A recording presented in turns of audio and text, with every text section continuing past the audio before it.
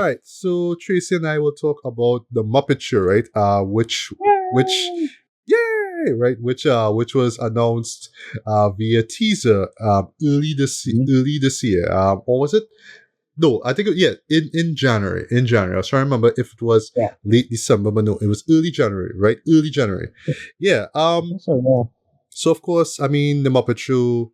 We all grew up on that, right? We all did. And in retrospect, right, if we could just go way back in terms of how Mhm. the Muppets franchise influenced us, right? Yeah. So of course we grew up on Sesame Street. That was like the first thing we ever saw. Yep. And Yep. it Yep. had its audience, right? It's for the kids, right? It's for the ones like in our case going to second year in primary school, right? It was for us, right? Hmm. And it was showing It was where on. we were living. Right, exactly. Yeah, yeah. It felt like it was right around the corner, right? Literally, right? Yeah. Yeah. But I right, and us being more in the 80s, right? So we were exposed to that very, very young, right? And sometime like in the 90s, right? For whatever reason, TTT, which is the same station that had ran Sesame Street, right, decided to run the Muppet Show, right? Now Hmm. we were already familiar with Kermit and some of the characters who appear in the Muppet Show, right? But I think for us this was Yeah. the first time that we saw Fozzie and Rolf and Miss Piggy, for example, right? And then eventually we learned about the Muppet movie. Still to this day, right? The Muppets Take I have Manhattan. vague memories. Yeah. Yeah, well, I have vague memories of that one, right? Like for me, like, and I'll talk about, I want to talk about a specific movie when it comes to this show here, right? So yeah, for me, Hmm. the one that always stood out to me for some odd reason is not the Muppets Christmas Carol, even though that's like a beloved classic, but I have That's not seen brilliant. that show Yeah. in ages, right? But yeah, Same. Muppets Take Manhattan. I will never forget seeing that for the first time on cable when I first got cable, right? And my mind was Mm-hmm. blown that back in 1984, at the end of the movie, what the whole movie was kind of building towards was the wedding between Kermit and Miss Piggy. And that shit blew my mind. Like, wow, they actually had this in a theatrically released Muppets movie. That's Yeah. brilliant. Yeah. What Yeah. so funny about that moment is that moment is never, ever, ever, ever, ever brought up again in any other Muppet Show I ever seen. They never bring up the fact that Kermit is supposed to be married to Miss Piggy. Every time you see the two of them, they just still act like a couple. They don't act like a married couple. They just act like a couple. Even this one here. That always blew my mind, Jack. I always thought like, oh, well, because it happened back in 84, they're still supposed to be Are they still married. together? Yeah, Nah, exactly. They're still together. somebody explained it. Somebody explained it pretty nicely. Just recently was like the idea of them being in a situationship. It's a continuous situationship with those two to the point of when they did. I can't remember the actual name of it, but there was a Muppets series, a short-lived Muppets series on ABC that was trying to be more adult. Yes. And Kermit was like, he was dating another pig, Denise or something like that. Right. But I can't remember the name of it. No, So they have I had think that it was relationship forever. called. I think it was called The Muppets, right? But they tried to do Right. the Office Parks and Rec style Yeah, with kind of the mockumentary. mockumentary style, and I was digging it. I was digging it with the first few episodes, but then afterwards, like, I think they try way too hard to be modern, Yeah. So I kind of dismissed it after a while. But yeah, continue. No, it was just that. It was the idea because I think at the time like Fozzie was dating a human girl and they were bringing she was bringing him to see the parents. I did little bits of it that I remember, but yeah, those two have been in a situationship where she will both like Miss Piggy will both defend him and still bust him down, wherever things play out. But like the last thing I remember was him dating Denise, which was like you have another pig in your life, but it's not Miss Piggy. This is really high. So, but in terms of like I can't remember if it really is Muppets Take Manhattan, but I have a thing seared into my brain of Kermit being kidnapped, and one Miss Piggy had to go rescue him, and two the person who was kidnapping him was also already planning on like frying him and having frog legs on the menu. And I can't tell you if it was Manhattan or if it was another live action Muppet Show, but that thing is seared into my I'm consciousness. wondering if it was the Muppet movie. I think there was the Muppet Keeper, something Keeper. I think. Yeah, so the point of all this is that, even though we grew up on Sesame Street and we were exposed to the Muppet Show and, we really dug the variety show aesthetic, right? Especially the fact that it was set in the 70s, because that's when it came out, right? So it was cool seeing, 70s actors and singers, be on the show with Miss Piggy and Fonzo. And that was a trip, right? That was a trip, right? And of course, that iconic team, and it's just the slapstick, very surrealist, I shouldn't say surrealist, right? Very absurdist take on the variety show genre, right? And it's so funny that this show exists, one, and came out the time that it did two, right? Because just last year, roughly a year ago, SNL had their 50th anniversary in February. They had that. They had the specials. They actually had the live show, which was kind of awesome in my opinion. They had the Questlove documentary about the 50 years of music. That was great in my opinion. That was an honorable mention for me.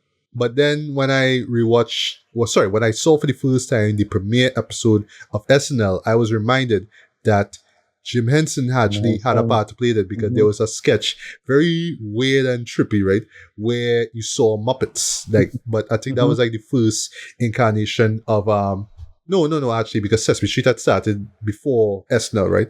So yeah, this would be another incarnation of you used to do ads, I think, back in the days, coffee ads and that kind of stuff. It's some very ads, which I love, but yeah. So I don't, a lot more kind of weird and violent, but yeah. Yeah, so I don't know the full details of what happened, but clearly Jim was. Oh gosh, I only saw the Saturday Night movie. Great movie, by the way. I only saw that once, right? Because I know they touched on some with Jim Henson, right? I think so. But yeah, point is, Jim left and he did his own thing, and yeah, I mean, now we celebrated its 50th anniversary, right? But I really honestly think that this show existing period is because of the success of the SNL 50 specials, right? Few more things. One of its showrunners is Seth Rogen, right? And I think if I'm not mistaken, he was involved, or it was somebody close to him that was involved in a little film that came out in 2011 called The Muppets, a movie that I was fortunate to see when I went to the States, and I absolutely enjoyed that show, but I have not seen that show since 2011. No, I remember around 10 years ago, a little over 2014, I think, was they had a sitcom that was a kind of variety style, like The Office kind of sitcom. We mentioned that. We mentioned that before you came in, actually, right? Which for me, I was trying to latch on to, but I couldn't. Yeah, right? I remember it got cancelled. It was, like, people thought it was brilliant, but it got cancelled. It was one of those low ratings, but highly stylized, and people liked it. It was smart, but it was like, it was one of those too smart for its own good kind of shows. Yeah. So the point of all this, right? Before let's just, Ricardo, just quick thoughts on the legacy of the Muppets, and then Tracy, if you don't mind, you could just give the synopsis into what this special is about, right? Yeah, I mean, the Muppets franchise is a really, really fascinating one, right? In the sense that it kind of like pretty much like the Muppet Show itself from the 70s is pretty much the embodiment of the Muppets that we know and love, right? I don't talk about like Sesame Street. I talk about like Kermit, Miss Piggy, those, right? And then we had the movies, right? And then in the 90s, they would get a little bit more self-referential. So it wasn't just like the Muppet Christmas Carol, but there was Muppet Treasure Island, which I still have not seen. I wanted to go and see it when I was a kid, but I was like, I don't know. I still have to see it to this day, right? Muppets is one of those evergreen franchises that we love. That's true. But like, for whatever reason, it doesn't, like, when the actual product comes out, it doesn't really get the support it should get. Yeah. And especially since the world evolved around the craft work. Like, that's right. Yes. The Muppets is the apex of craft work on set, real sets, real things, real, especially, like, in my humble opinion, the apex of puppet work. Brian Henson, Farscape, right? Yes, that's true, right? Yeah. Like, that was the apex of it. Like, in terms of, it was an expensive show, didn't have the ratings, and then the aesthetic is something I could see losing mainstream audiences, but it have this core love that we say, hey, they're always in the evergreen, and when it comes and goes, it have this recurring meme on the internet, replace every actor with Muppets except for one, which movie you'll choose. That just keep popping up, and it have like a bunch of examples. You could do that. You could just do all the classic stories or whatever it is, but for whatever reason, By the time when it actually comes on, it doesn't get any money, and then it gets cancelled, and it just keep going back and forth, cycling back right through. Especially Yeah. since Jim passed, it's a whole thing, right? Yeah. And then it have a whole drama and back and forth with Disney owning the material. That's a whole real serious drama back in the days. Well, good thing you bring this up, because might as well let you know one time, 20th television actually put this out, right? Even though it is released on Disney Plus. Think about it. Right? Yeah. Right, yeah. No, listen, I'll always remember that it's a really funny sketch with Saturday TV Funhouse. And they have in the vault, the Disney vault, and they just making fun of a bunch of shit, and they show Vivian Lee's head in ice. and then they have one bit where they show Jim Henson tied up. And then you just hear Mickey say, he wouldn't fucking sell. I was like, wow. No. So that's a real dread. That was a real dread. But like, yeah, it's just the history is really toxic. And you can get that whole drama of the politics of it, like what side who was on, especially when it comes to McCarthy and blah, blah, blah, blah, and all that thing, right? Yeah. And yeah, I don't know, like it's such a weird legacy because it's something that we appreciate, and especially now with what's going on with PBS and whatever it is. Oh yeah.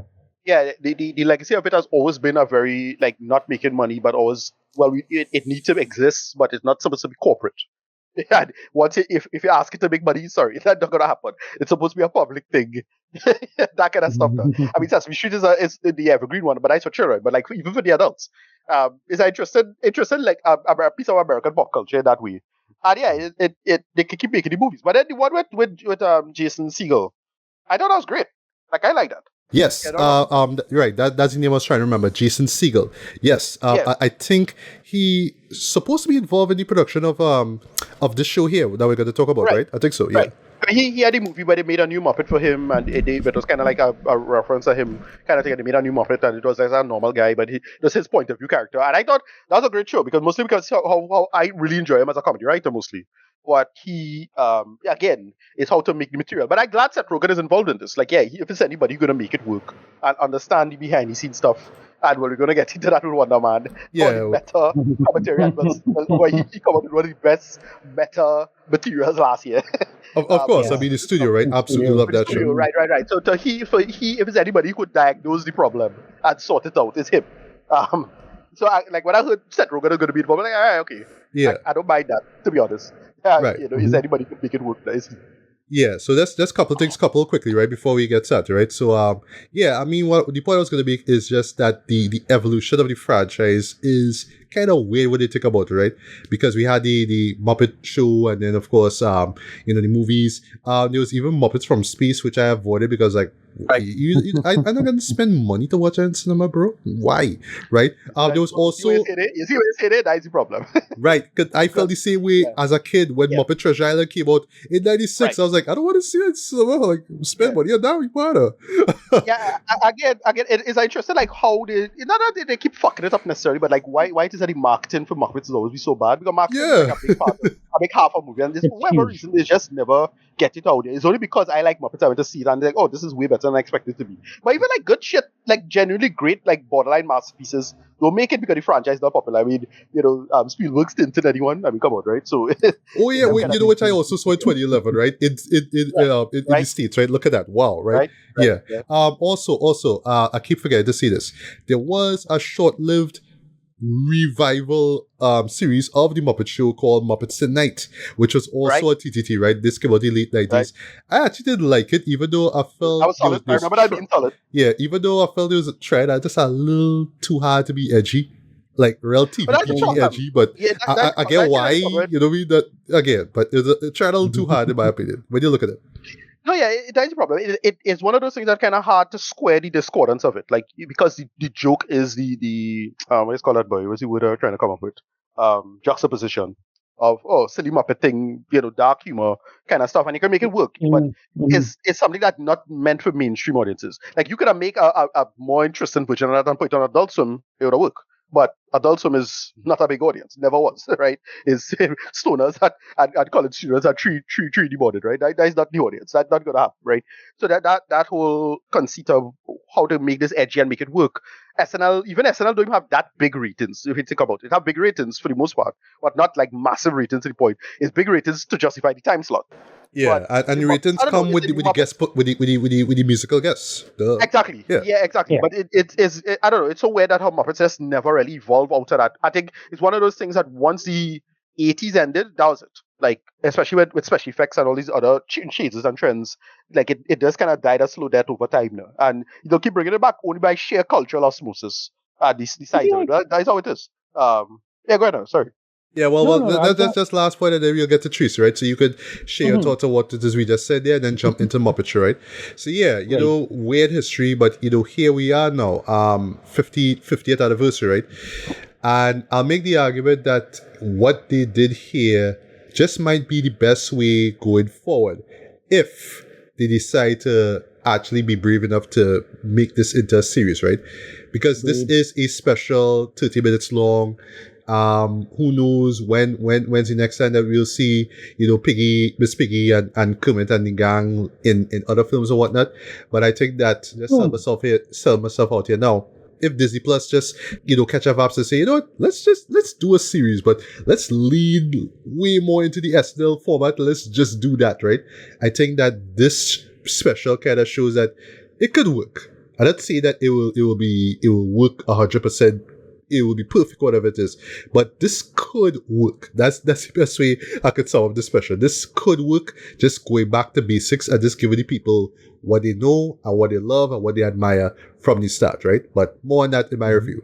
So yeah, Tracy, if you have anything else to weigh in on what it is we said about the growth and development of the Muppets franchise, you could just say it now before you give the synopsis on the Muppet Show.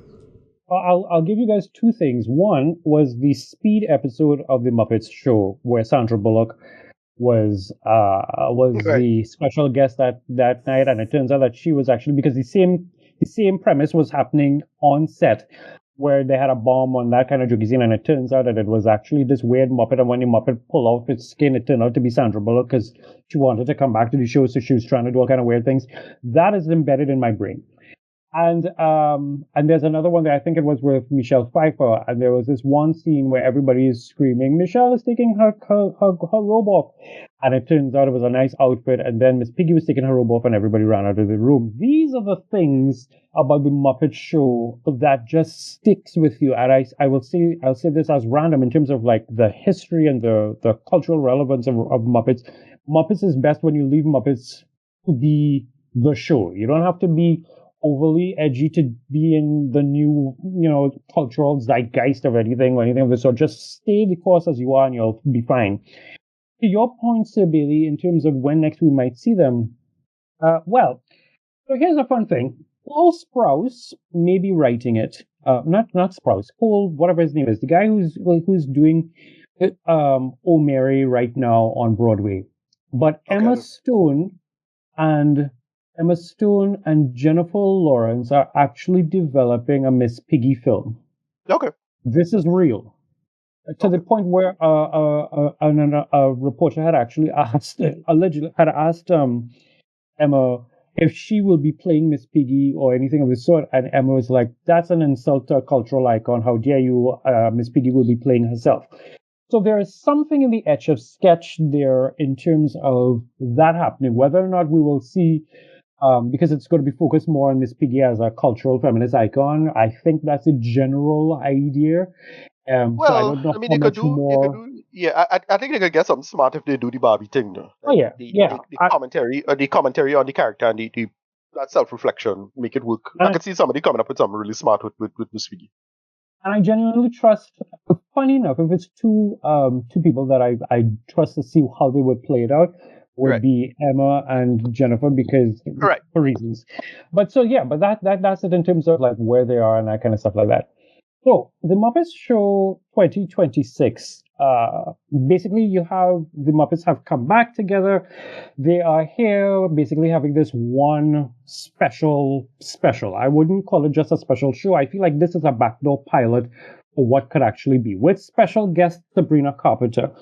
Who, to be very real, Sabrina has been a Muppet from since she was very little. With that, if you know that viral video of Sabrina being little and talking to the cat, and being like meow, purr, you realize how very much she fits into that.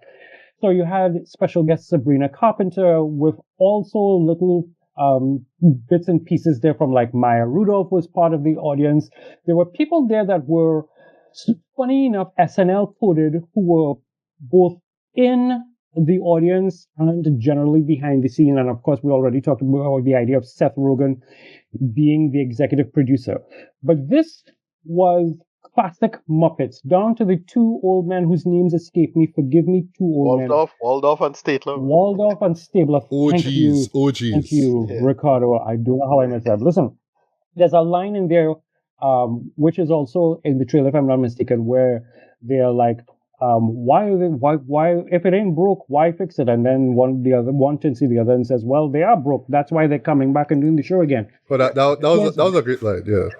Yeah, no? It's self-referential because you understand the idea of, will this work, will this not work, how is this going to play, but also it still fits in quite nicely with where we are in 2026. I mean, from January 3rd, it's been a roller coaster of exceedingly weird news every day on Twitter. Some jokey scene is happening in the world, some weird thing is happening, and then comes the Muppets Show, where you're not sure if it's going to feel the same way that you remember if you grew up watching it like we did, or if you're new to the idea, you're not sure if it's something that you would want to watch, and yet it just found a brilliant sweet spot. I will throw out as well the idea of the voice. It was one of the things that kind of just got me off for like all of 10 seconds, and then I kind of got over it. The voice of Kermit. We know that Kermit's voice and Ernie's Right. voice, and I heard there some drama over this. I saw something.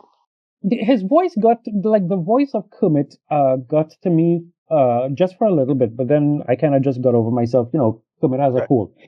So, because we all know Kermit is real. There's nobody behind Kermit. So, Kermit just has a cold and he's working through it, so that's fine. That is fine. And as I was saying, in terms of, now, funny enough, Kermit's voice felt different, but Miss Piggy's voice, you would not have believed that it was somebody else's, so to speak. So that was really something. And the songs that they used were timeless. Sabrina started off, of course, with her Man-Child song, and in classic Muppets fashion, everything just went, nuts.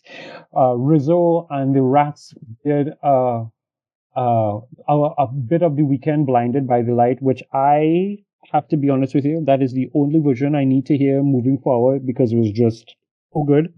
And of course, the usual hijinks that is associated with the Muppet Show was just, it was absolutely golden. This Muppet Show special felt like a warm hug, and I think we all needed it. And I go back to this one thought, which is the best way to do the Muppets Show is to just let the Muppets be the Muppets. It's not necessary to be like, well, this is where the world is in 2010, so let's do it like this. Or this is what's trending in 2026, so let's do it like this. And it really is funny that it was maybe it was this morning that it really dawned on me how very SNL, this special in particular, felt. And then going back to the idea of, oh wait, no, they do have a Thai history kind of something going on there. And then, you guys were talking about the notion in terms of Jim actually starting off there. There is that tie, and you can feel it, you can see it. It's really cool. I wish some of the characters that I know would have gotten like a little bit more airtime, like Sam the Eagle could have gotten a little, like there's a space for where Sam is. But Sam the Eagle could have got more time, although to be very real, given how we all feel about the place up north, I don't know what Sam the Eagle could have said that hasn't already been said by like Colbert. So that's a thing. And then of course Chef was there, but Chef got like a really small cameo. But it was still like I could go back and watch this again and again, and I hope that this is a backdoor pilot. And I'll give you my ratings for it at the end of everything, but generally speaking, more of this Please, more of this. Don't touch it. Don't go and add anything else. We don't need to know. We don't need anything to fit into whatever's trending right now. Bring in your musical guests as you usually do. Bring in your special guests as you usually do.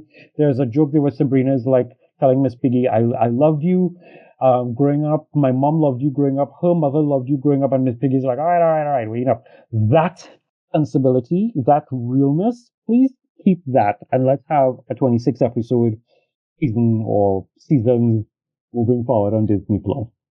So that's me for Muppet Show. All right. Well. Speaking of SNL, right? So my one major gripe I had with this show is that this could have been an hour. Yes, please. Right. Because it's a special. It's not like the series premiere, even though, according to Wikipedia, this is meant to be a backdoor pilot, right? But still, capitalize on the 50th anniversary special, right? So, for example, that like the actual 50th anniversary show that they had for SNL ran for 3 hours, actually. Not even 2. Yeah. It ran for 3 hours. Yeah. Live, right? So they really could have capitalized on that. I'm not asking for 90 minutes of Muppets, but we could have gotten 60 or even 50, right? If anything, right? With ads, right? Whatever. Yeah, because even with its 30-minute length, it still felt a tad bit short. It felt like we just could have gotten more of the gang because we were back. And I just wanted to see more bits. Like I wanted to see more of the chef. Like this, the segment with the chef, I absolutely love. Especially that intro, that borp, borp, borp. I love that so much. And just that fake what is very fake Swedish that he does, right? It was cool seeing Bunsen and Beaker. That was cool. I mean, them as OGs. I mean, everybody are OGs, right? I like that they even incorporate the Muppets Tonight alumni. If I'm not mistaken, that will be the prawn and the bear. I think those two were introduced in Muppets Tonight, if I am not mistaken. Right? Yeah. But we needed more time with the gang, man. And I say this too because I like that I was reminded, I should say, that it is both a variety show and sitcom, right? So it's not just the Muppets doing acts on stage, but you get to see all the drama backstage and them preparing and people who don't want to do a set or whatever it is, right? So I was reminded that is the format of the Muppet Show. I think that's one reason why it stands out compared to Saturday Night Live, right? But yeah, we could have gotten more, man. And the musical performances were really cool. The performance of Bad Child was just so funny because I was on the one hand I was reminded of Sabrina's performance at the Grammys and how over the top that was. Yeah. But this one was like, yeah, this is how exactly it would play out with Muppets, right? Well, pretty much the Muppets distracting you from the very mature theme of the song, right? That's what they did to make it all goofy and silly, right? And for me, one thing that I really, really, really have to admire about this show is how it embraces its goofiness and silliness, right? It is goofy and silly, but not in a wow. This is so dated, man. Like, wow, like people really think this is funny. It's like, no, this has always been the formula. It has always been about being goofy and silly and absurdist, right? It is about chickens clucking when female singers are singing, right? Because the chickens are the backup singers, right? It is a show where a rat would sing Blinding Lights and make it sound so weird but yet be catchy as hell at the same time, right? That's the show. And you have to admire the show. You have to admire this special for saying, yes, folks, this is a show, right?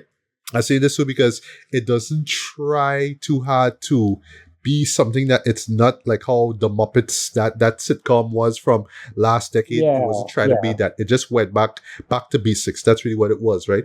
But yeah, that being said though, I think that this format should be the way going forward with the Muppets, right? So. I personally, I'm fine with no more movies unless somebody comes up with a really, really dope idea and we get, another Muppets movie. Okay, fine. But I think that going forward, this variety sketch / sitcom approach that was there from the very beginning, I think that should be the way going forward with the Muppets show, right? And this show, the special, just kind of made it clear, like, yeah, we can have that. I mean, Sabrina Carpenter is there, not just to sing and do her thing, but also she's executive producing the damn thing, right? So yes, Right. we could have this. We could have this, right? Just follow the SNL formula with bringing in these special guests, right? These special musical guests, and just making things really over the top and being self-referential with the humor and the quips to like pop culture. All that. Do that, like do that now, and you have a perfect platform with Disney Plus. Don't mind 20th television, but I do even know the full details behind that, right? But the point is, I want to see more out of this, right? As a special, I think it works for what it is, but I came out of it, not just like, wow, this could have been an hour, but like I really wanted more, not just out of the special, but just more. Period. I want to see this series revived in the way how it's showed here. I want to see more of this. You know what I mean? So if I can just give a rating quickly, strong 3.5 out of 5, man. I think that it is worth checking out. If you are you don't even have to be the biggest diehard fan of the Muppets to enjoy this. You got to be familiar with the franchise, right? Especially the show itself. You got to be familiar with the show to really appreciate it, right?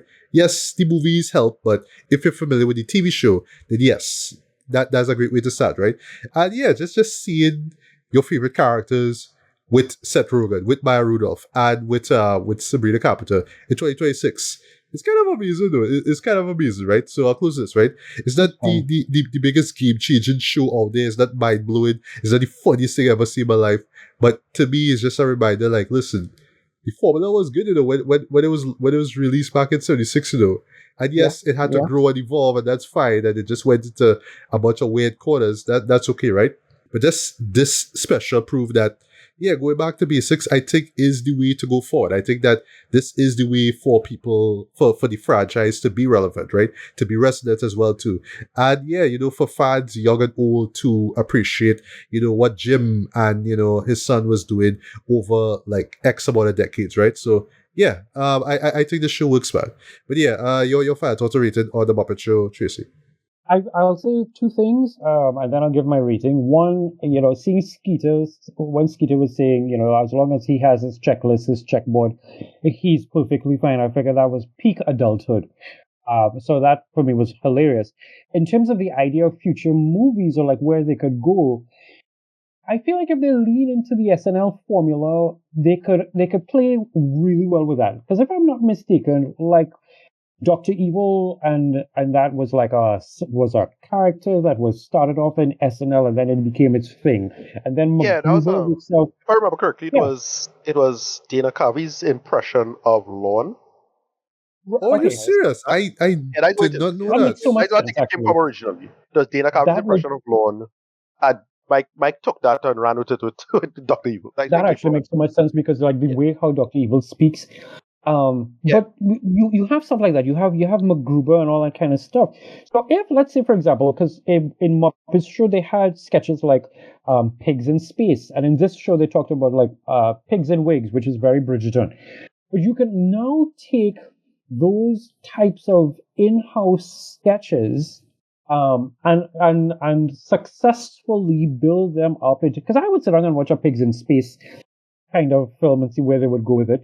I think you have that kind of ability to take that and then stretch it out and make that into a 90-minute movie. I wouldn't mind. You can play into that same kind of SNL route. In terms of rating, I'm giving this 7 Jim Hensons. That's my rating score. Okay, I can live with that. I'm giving this 7 Jim Hensons. This really felt like this came at the right time. It came at the right moment to be like, okay, reset your brain. We always talk about timeline cleanse. This really was a timeline cleanse, whether you are deep in the Muppet lore or not. It just was like, thank you. Very good. Let's have more. Yes, agreed. So sticking with Disney Plus for a little bit, let's talk about Wonder Man. Let's finally talk about Wonder Man, right? Yes, Wonder Man. Yeah. So, Tracy, since you are a guest here, I don't mind if you could do the substance for this one, right? But Wonder Man, I believe we got the trailer for this early January as well, too. And, like we were hearing scuttlebutt about it coming out, right? But, like, in my head, I wasn't sure exactly what it was going to be because just from the photo, of your boy, Yahya Abdul-Mateen II, right? It's like, oh, it's not really a superhero show, but it's like a meta superhero show. That's why I thought going in, right? When that trailer dropped, especially when you saw Ben Kingsley as Mandarin, it's like, or I should say reprising his role as, you know, Trevor Slattery, right? It's like, oh. Although that's kind of, that's like spoiler though. Yeah, it's like, oh, this is what going on, right? And I can't be the only one who saw that first trailer. I was asking himself, okay, so does Yaya become an actual hero? It's like, oh, no, it's about him trying to get a role to play Wonder Man in a movie. Yeah. Oh, okay. So that's cool, right? So, but I will explain my review why I think that works and why, as a driving force for this show, I think it absolutely works as well, right?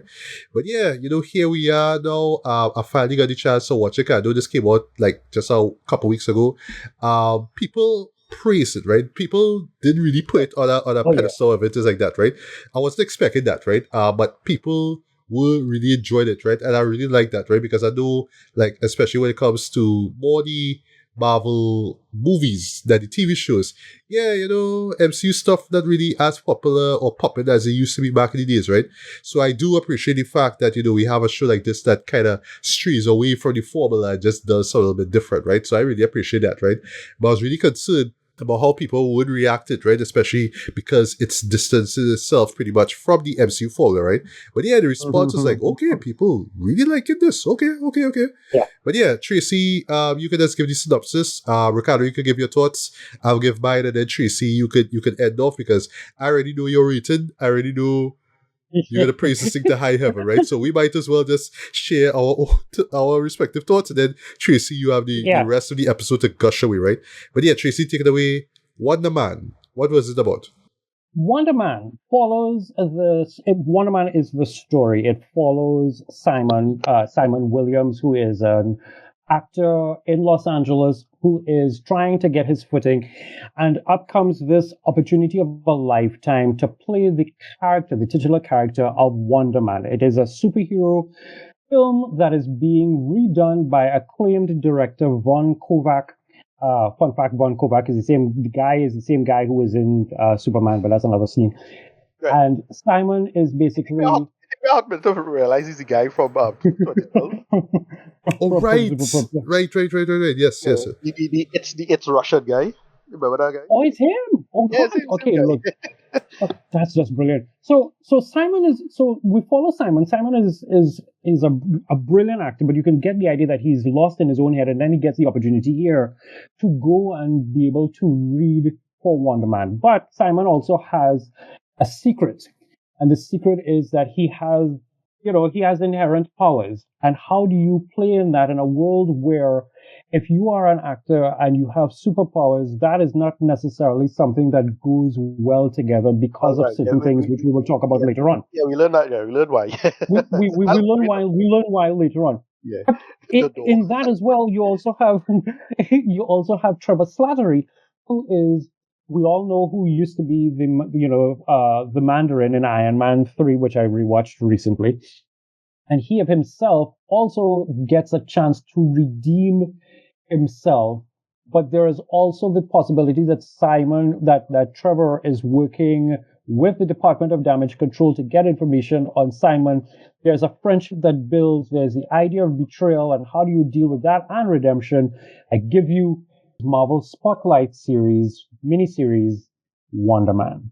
So yeah, Ricardo, your thoughts on Wonder Man? Yeah, I liked it. I didn't love it, but I liked it. It's different. They went in a different direction. They make it very meta. Yeah. I remember somebody saying it was the Andor of the Marvel Cinematic Universe. Yeah. Kind of how you might say that, but not really. But it is. They do this like really solid, grounded take on the material, in the universe, because it's the same universe with the big purple man with the oven mitt full of the Lucky Charms gems, right? So it's still playing with that idea of okay, how you have this grounded stuff and play with that aspect. I don't think they talk about the snap with him, if I remember correctly. No, they never mentioned. Yeah. So how that affected him or anything like that, we don't know. But like the whole powers thing is interesting, and why it is you don't have powers in the industry. You learn how and why, R.I.P. Just God.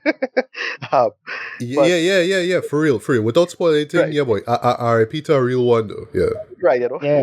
But, they just do it's just a solid character work. I know they kind of hint at what the story is about because it references Midnight Cowboy in the beginning.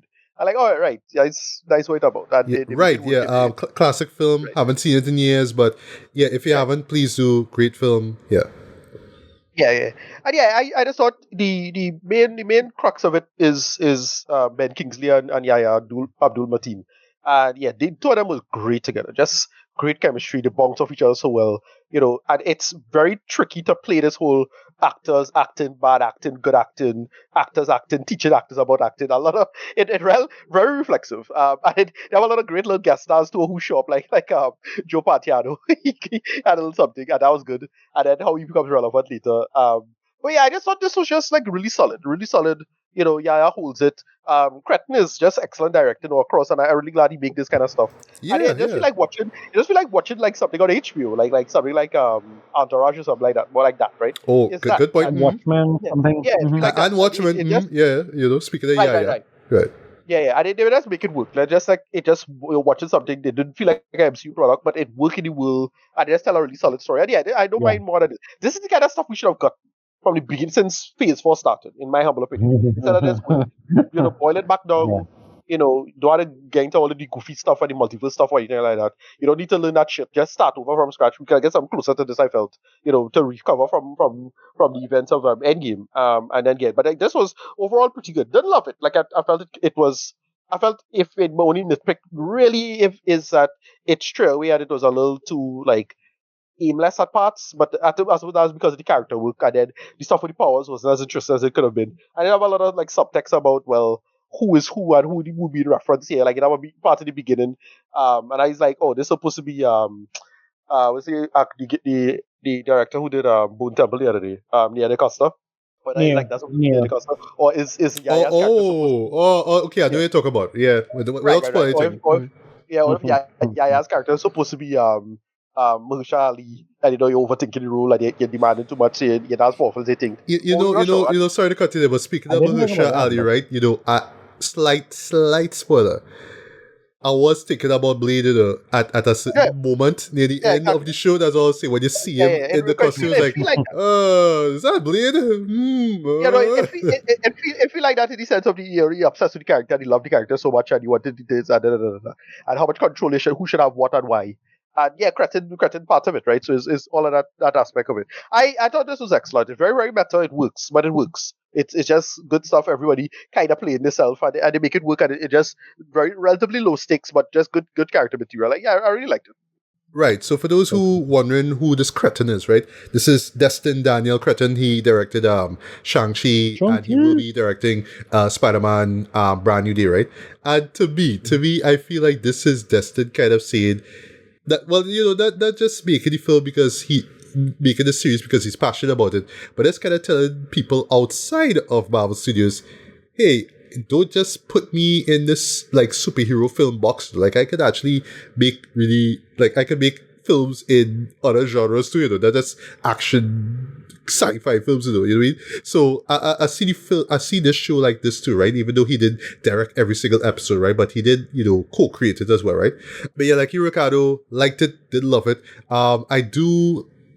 I not really praise, but I do. I do appreciate the fact, I should say, that the show is going for a comedy drama route, right? It's just that for me, I just felt like the comic moments didn't land all the time, though. Like I was just expecting Right. to be laughing a lot, similar to the studio, right? Which was just me, this non-stop laughs for me, right? But it leans more towards the body comedy style of comedy, and the drama really works as well too. So it's really more of a comedy drama than anything else, right?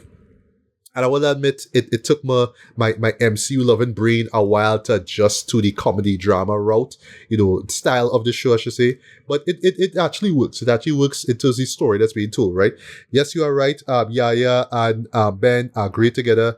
Ben is so good, though. He's so good as Slattery, right? As Trevor Slattery, right? He has this way of talking where, like, every time he ends a sentence, he just sort of ends it this kind of like, well, remind me, guys, he's British or Scottish?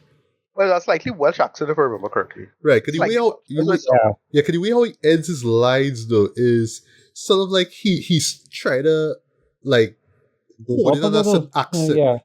like this is how they do it like this. I'm going over there. Like he always talks like that, but I was like, is that Irish? Is that Sing-songy. Scottish? Why is something kind of melodic the way how he talks so that always ropes me, in, right? And yeah, just how and I really like how the show goes back to him being the Mandarin, how people is like, hey, aren't you the Mandarin? All that kind of stuff. It works as well, right?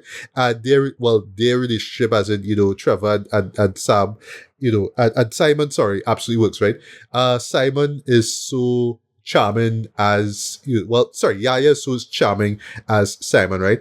Yes, he is very insecure, and at times, like, boy, you're really overthinking things, too. Like, like to the point that he will overthink a line and say, wait, and not so much about how he should deliver it to them, but more like, no, that character should say that. He should say this instead. And what he does, I think he does like a couple times, he's sure, like, boy, like, don't just deliver the line there. And then after the fact, let the director make the decision, right? But you see how that plays off him, right? Speaking of that, though, I do like how the show references other TV shows. So like they touch on American Horror Story at the very beginning. Like, wow, like FX and Fox again, like, wow, but like okay. And I say this as somebody who used to watch the American Horror story series, right? I think up until Hotel, that was the one with Lady Gaga, but I just sort of lost touch with it because I just so much other shows I had to watch, right? They even throw in Severance too, like what? Like Severance? Like Hey, listen, I've been, okay. yeah, I've been slowly kind of just pitching the idea on Twitter.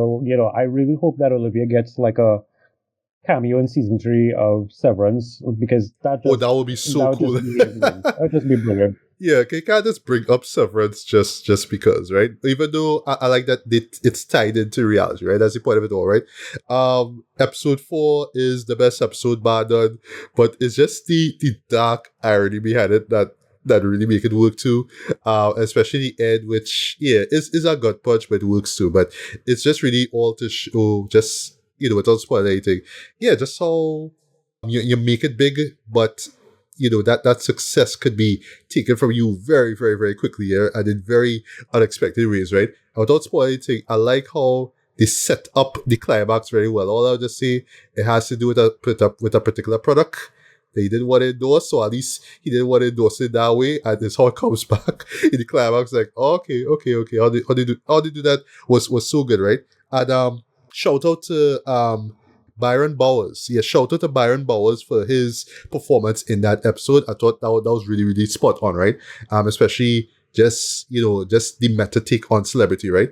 And for me, yeah, I really dug the meta take on what it means to be a celebrity. But really at the heart of it all, why I think the show works, right? It just sort of touches on what it means to be an actor, especially in this day and age where some of these, heroes that we know from the MCU, half of them is really from actors who have been in the game for years, right? And you feel as if they finally get their big break just by being part of the MCU, right? I mean, look at Anthony Mackie, for example, right? I mean, he's been in the game since the 2000. We now know him as Sam Wilson, right? Formerly the Falcon and now Captain America, right?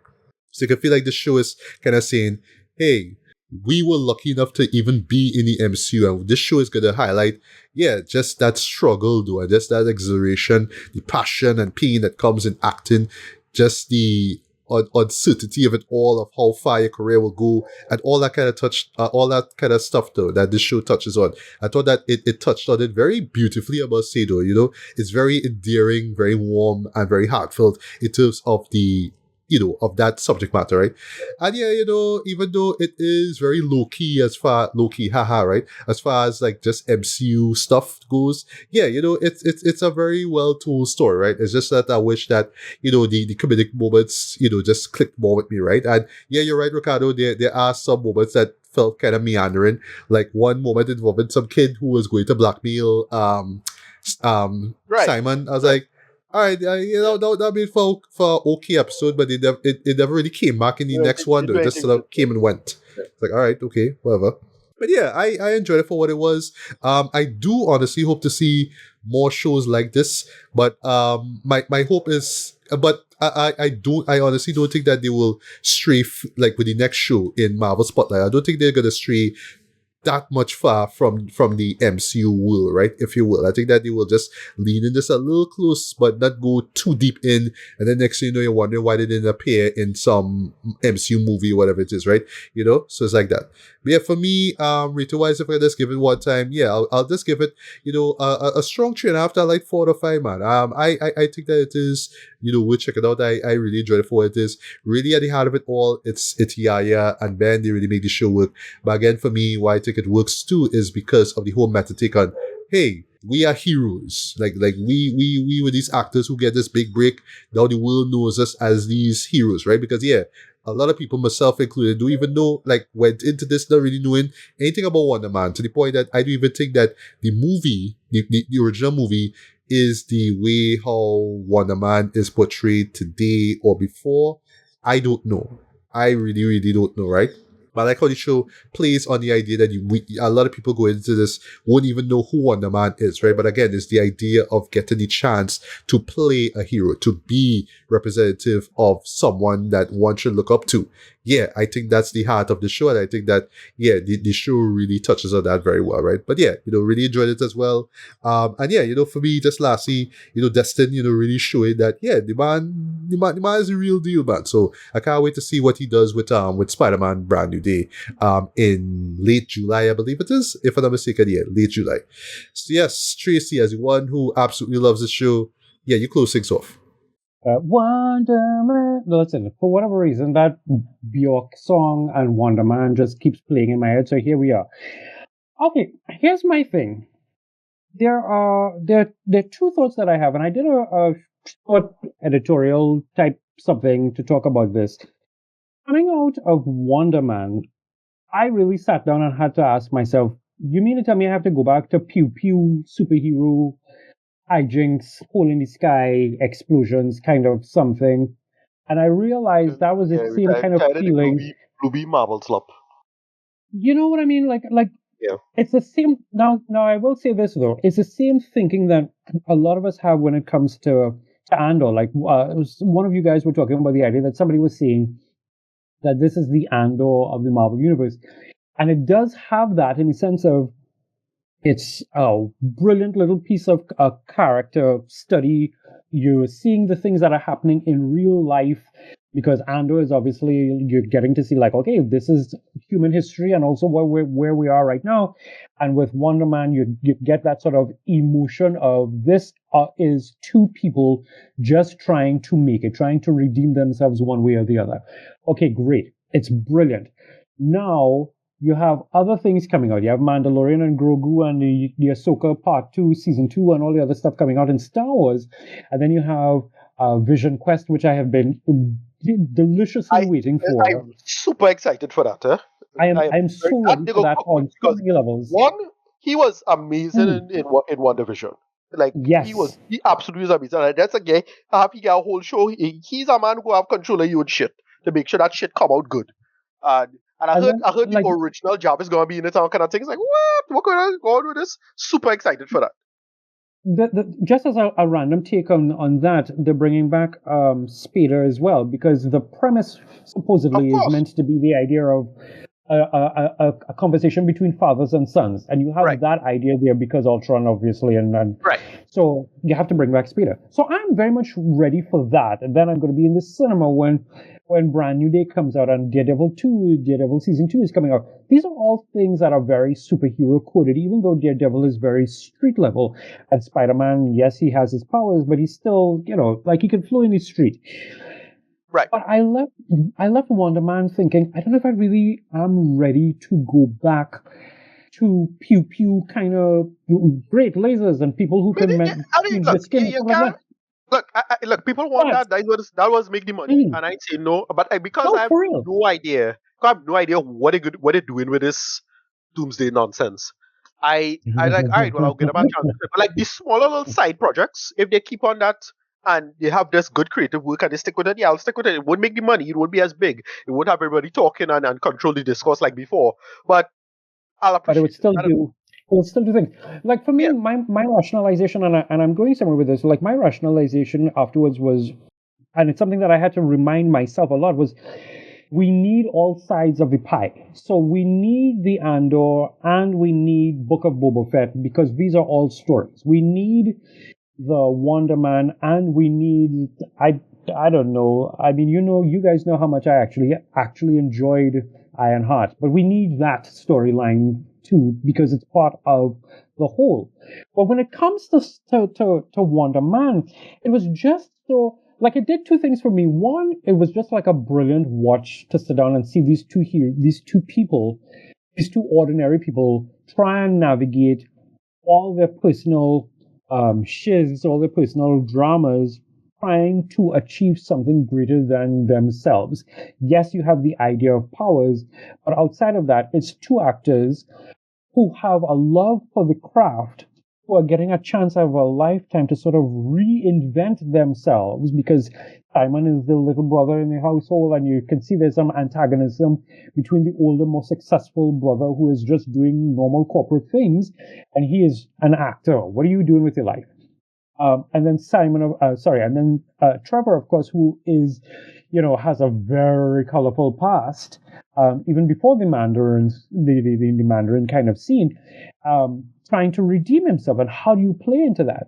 What I also very much like is it continues to set up Mutant Saga very well, which is to say, I don't necessarily want them to not bring back Wonder Man until they start with the Mutant Saga in like 2028 or whatever it is, like that. Right. But you're setting up yourself very nicely, because like with Miss Marvel, you had a situation, especially coming down to like the final episode, where you have Kamal, who is like going nuts, and Kamala has to stop him, and you can see the different sides. Okay, this mutant is actually doing good, and this superpowered person is bad. And then you have the Doorman episode, which we will not necessarily go into, but the Doorman episode sets up very...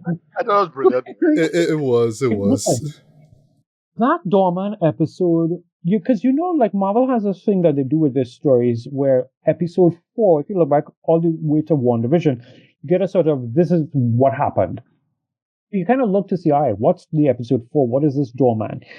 The notion of how that plays out, and again, leading into the Doorman clause, especially with damage control being what they're doing, you can see how mutants in this reality, because I mean, after Doomsday is done, and I mean, I fully expect like old school, all the old school characters to die, and then we have our version of what the mutants will be in this reality.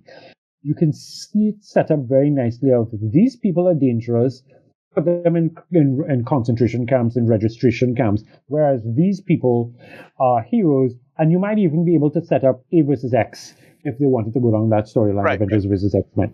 Right. Brilliant. Okay. Oh, I love it for that. But on a personal level as well, I mean, and this is where I gush, it took me back to some moments. It took me back to, there was a one particular audition that I did. It was a panel in front of 3 people. One of them was a friend of mine who actually was able to be on that panel, but it was like this relatively huge, huge and very important Black director who had come down here to do some stuff and was like, hey, there's an open call. And I came in there. You know who it was? It was Robert Townsend. I don't know if we could see that online, but you remember when Robert Townsend? That was a long time ago. But it was it was a lot of other things that was playing. But when that happened, when I saw him going in and like totally mucking everything up and overthinking it, for whatever reason, like my brain went back to that and like how it was going and auditioning for him, or even seeing him with his father, because like take your father out of there and it's my mom.